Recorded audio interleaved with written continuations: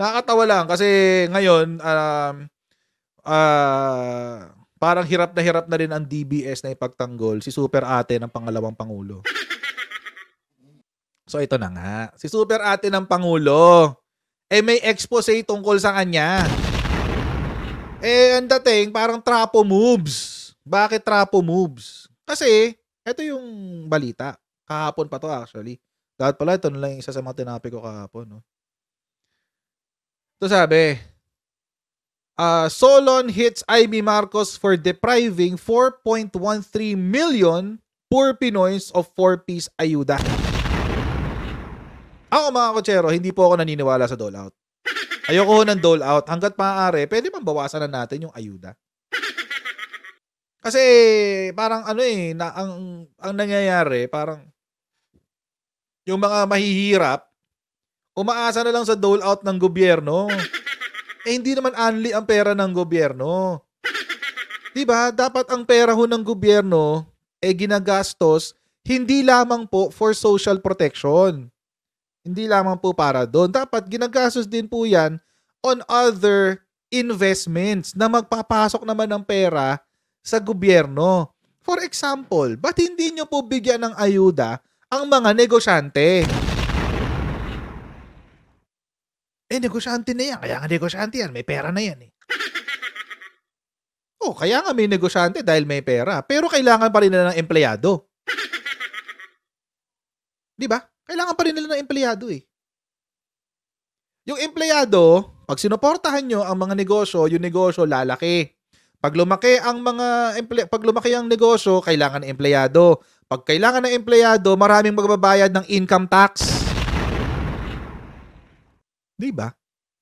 It makes more sense. At the same time, hindi mo tinuturuan ang mga mahihirap na nating kababayan na umasa na lang palagi sa 15,000 na pwede lang makuha sa 4-piece.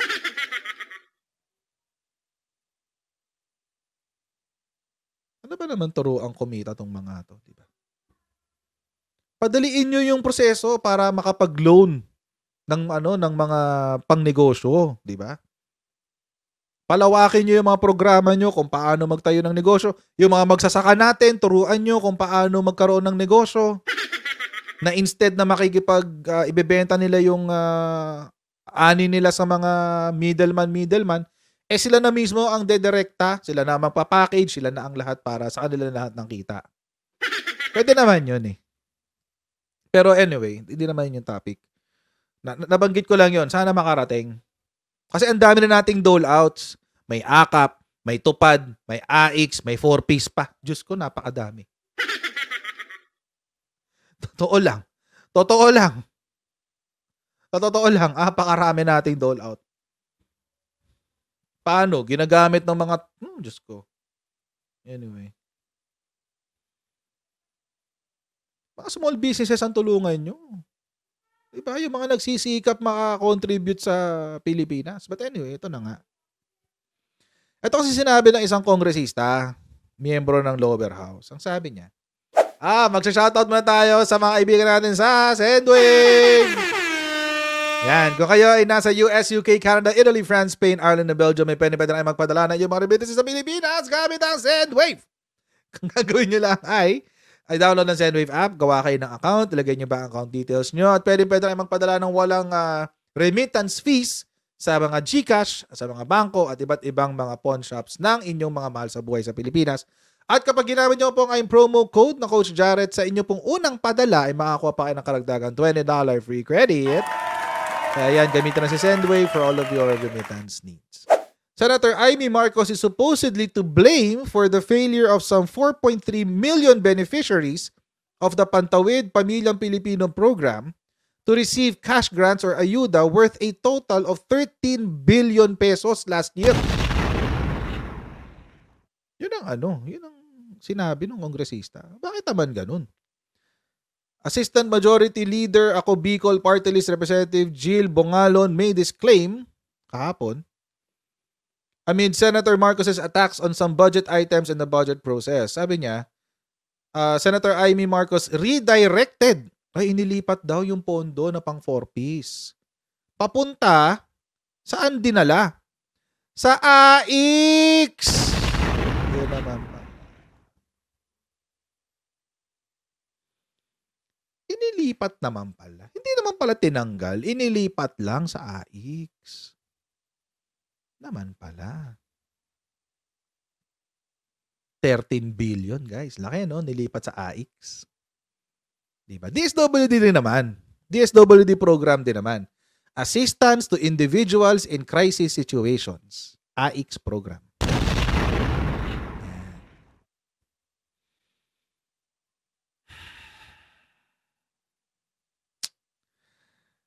Bakit kailangan sa AX? Mamaya sasagutin natin yung tanong na yan. Bakit kailangan sa AX? Pero sumagot din si Senator Amy dito. Ano sinabi ni Senator Amy kanina? Sumagot siya kanina. Yung budget daw ng DSWD ay dapat hindi mawala sa DSWD at all costs. Kahit anong mangyari, hindi dapat mawala yung budget na yan sa DSWD. Sabi ni Senator Amy. Okay lang naman na hindi matanggal. Basta yung pupuntahan ng budget, maayos, 'di ba? Yung maayos. Okay. Ito ang kanyang paliwanag. Lampasan na yun yung sinabi kanina. Nung nung September, nung 2022, ang DSWD daw ay ang nagastos lamang daw nila sa budget ng 4Ps ay 45%. 45% lang. So, ibig sabihin, mga kotsero, hindi ho nila na-utilize ng maayos yung budget para sa 4Ps. Ngayon, ano pong ibig sabihin yan? Ibig sabihin po, kung sa 45%, ito lang yung nagastos nila, ilan ang matitira? 65% neto. 65 ba? 60, hindi, 35 yun. Ano dito? Ilan? 55? 55%? 55, no? Hina ko talaga sa math. 55, no? 55%. 55%, hindi nagastos.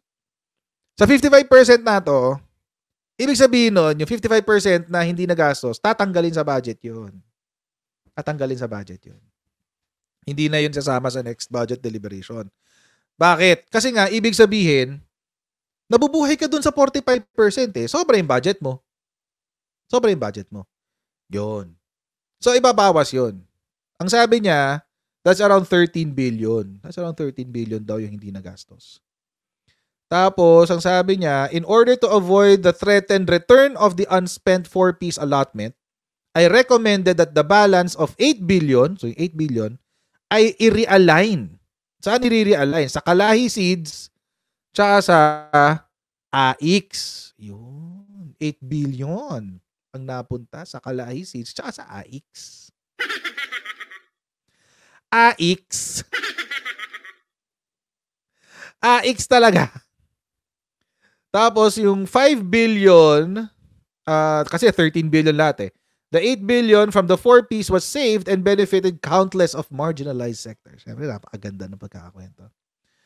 The 5 billion na natitira, AX reduction, on the other hand, occurred after I had recommended the amount in the Senate version, but the BICAM removed it for lack of fiscal space post-COVID. So, ibig sabihin, mga kotsero, yung 13 billion, 8 billion ay 8 billion lang talaga na realign sa AX. Tsaka doon sa isa pa, yung Kalahi Seeds. Tapos, ang nangyari, doon sa 5 billion, so meron ka ng 8 billion, tapos meron ka pang 5 billion unaccounted for. Yung 5 billion daw, nirekomenda din daw niya na ilipat din daw yan sa AX. Ang problema, tinanggal daw yan sa BICAM version. So, dahil wala na raw budget. Oo, wala na raw budget. So, ay naglalag ako. Wait. Connection is unstable. Oo nga, unstable nga daw yung connection ko. Wait lang ha. Mag-aayos lang ako ng internet. Wait lang.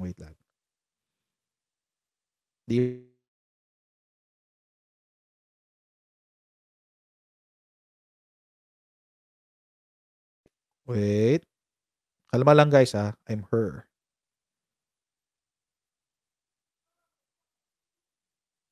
Yan. Okay. Is this better? Yun, we're better. Good job. Ayan, we're better. We're better. We're better. Sa akin pala, sa akin. Anyway. So, ayun na nga. So, dun sa, so yung 13 billion na inaakusa na inilipat daw ni Senator Amy is actually 8 billion lang. Tapos yung 5 billion was removed. Tinanggal. Okay? It was removed.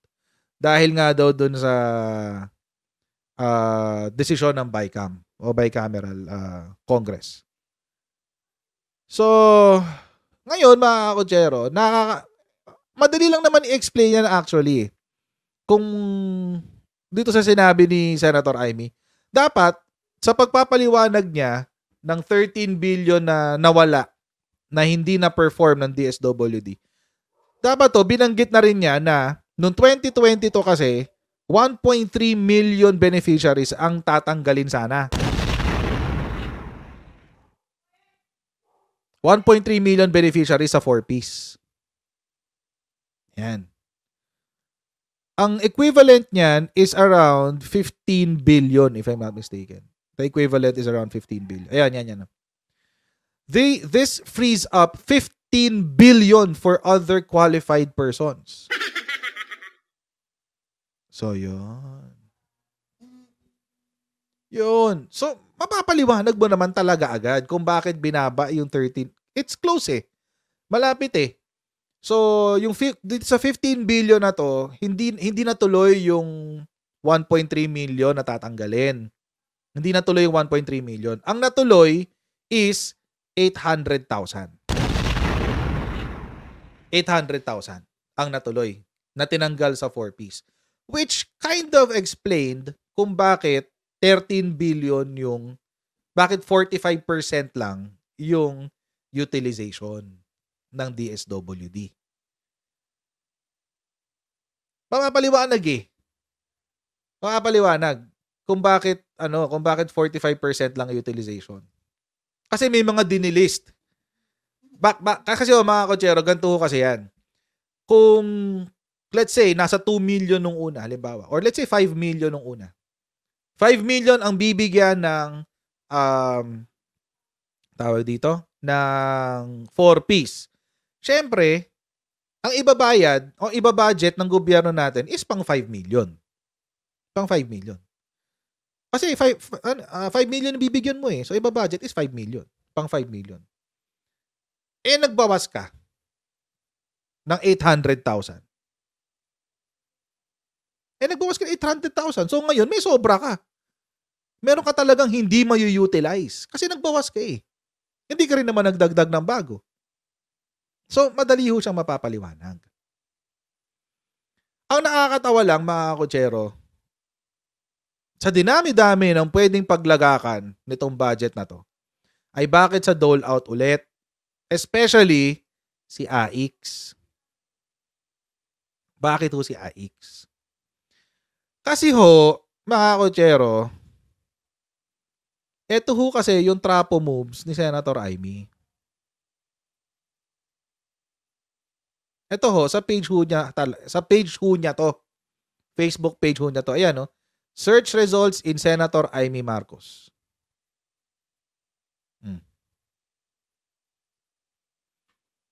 Cash assistance through AIX. Senator Amy Marcos. Yan, laki ng picture niyo. Oh, yan, no? Laki ng picture niya. Oh, yun, sa likod. Oh.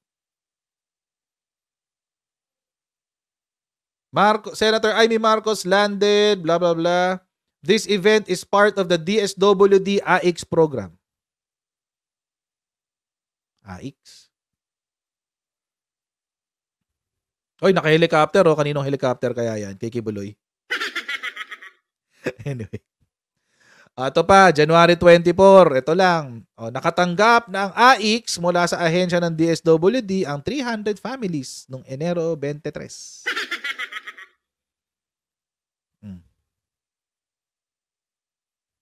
Diba? May paganyan pa sila. October 4, 2023 sa Nabotas. Oh. Ayan, Senator Amy. Oh. AX. AX ulit. Ayan. Pak.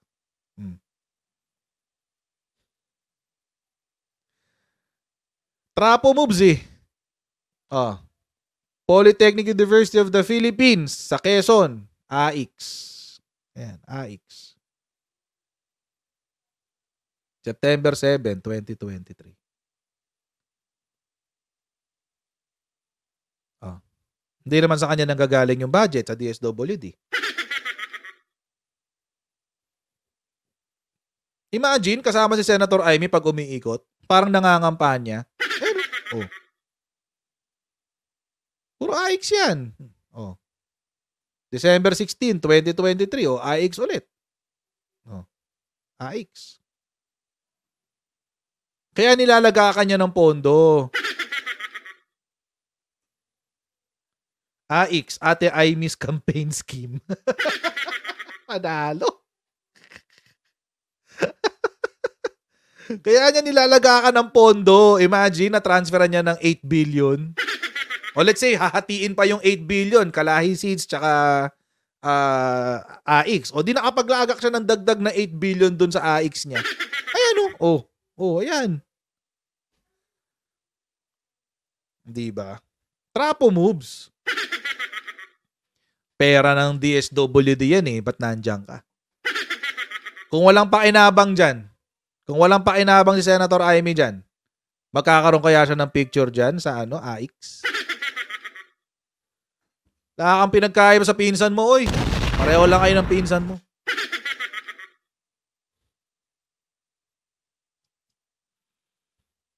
Parang maaga yung kampanya ni Senator Amy. Maaga nga. 2022 pa yan. 2022 pa yan. Wala kang pinagkaiba ng pinsan mo. Pareho lang kayong trapo. Yun. Yan yung nangyari dyan. Oh, AX. Ito ulit. Oh, AX ulit yan. Lapu-Lapu City, November 11, 2023. Oh, AX. O, kaya nilaga ka ng pondo yung AX. Pangit, di ba?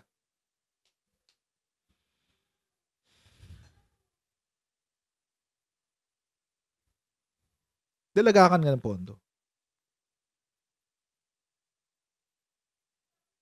Pangit.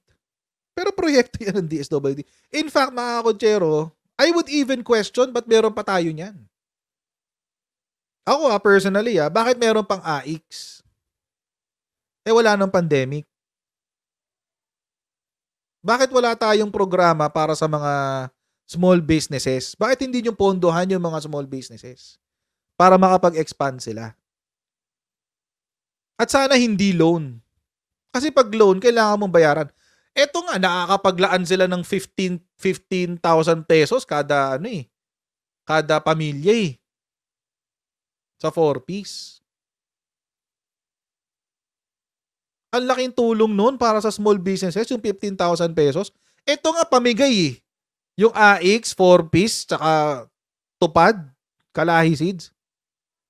Hindi ko alam yung Kalahi Seeds. Pero alam ko yung Tupad kasama ito.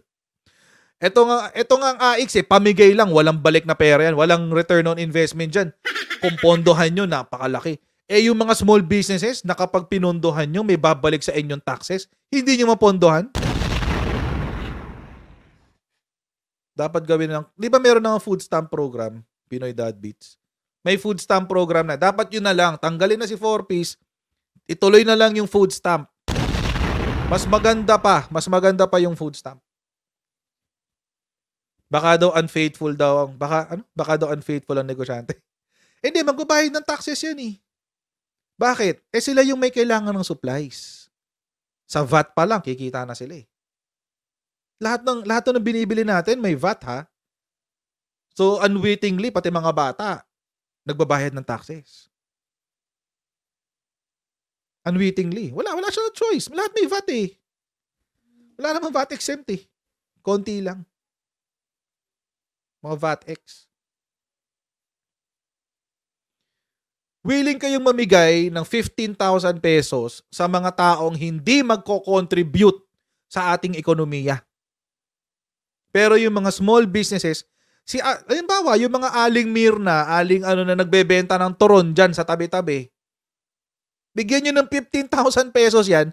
Kapag yan, binigyan nyo ng 15,000 pesos, bibili yan ng materyales, bibili yan ng pangnegosyo niya. Unfaithful sa favor ng mga politicians. Oo naman. Totoo yan. Diba? Dinagdagan nyo pa. Dinagdagan pa ng akap. Anak na din. Pero yung akap naman, ang gusto ko dun sa akap, kasi it's a one-time lang siya. It's a one-time ayuda para sa mga empleyado. At least empleyado. Nagbabayad yun ng may contribution sa ekonomiya natin yung mga empleyado.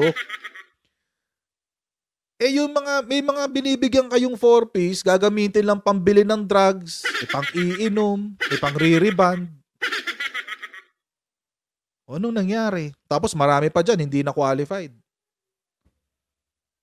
May ambag sa lipunan. Correct, Jody Collado. May ambag sa lipunan yung mga yan. Empleyado yan eh.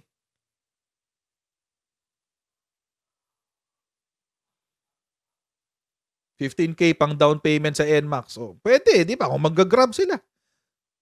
Di ba? Kung ang negosyo nila, Grab. O di pwede na silang, nawala ba yung mic ko? Ayun. Kung ang negosyo nila, Grab, di pwede na silang bumili ng isa pang unit. Di ba? Para dalawa yung motor nila. Makabuo sila ng fleet ng Grab driver. Oh, why not? Anyway. Ba't hindi na lang inilipat sa DTI, di ba?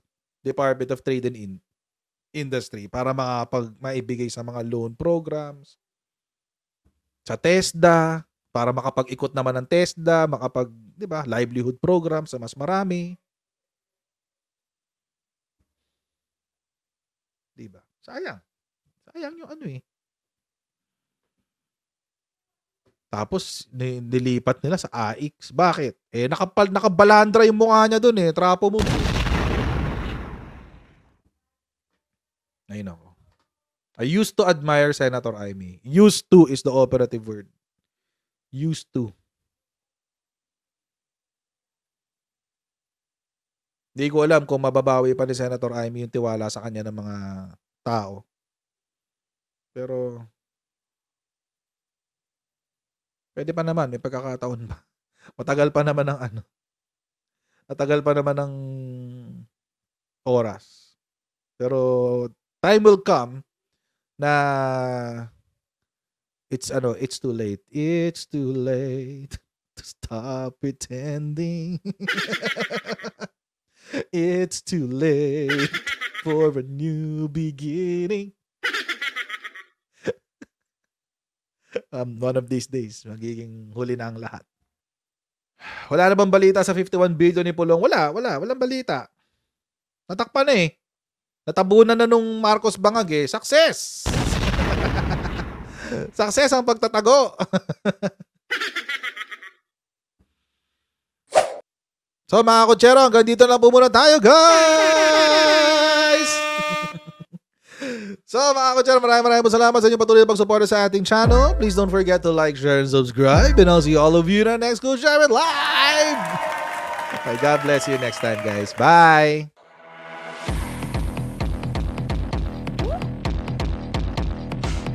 Pag ganun, huwag natin gawing tanga mga Pilipino. Mas maganda kasi nasa lugar ka ng tama kaysa yung pinipilit mo yung pagkakamali.